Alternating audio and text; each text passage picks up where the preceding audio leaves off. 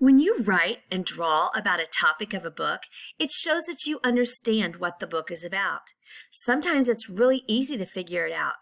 When you pick up a book, you might look at the picture on the cover, or you might look at the title, and you can tell right away what the topic is going to be.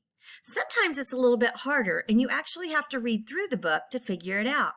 When I look at this book, it's called Actual Size, and it has a picture of a hand on it, a very big hand that looks like it belongs to an animal. I also see a small animal sitting on the thumb. When I look over here at the answer choices, I see some cars and I also see some animals.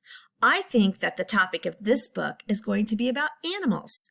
So when you pick up a nonfiction book, take a look at the cover of it. Look at the picture, look at the title, because then you'll be able to write about what you think the topic is going to be.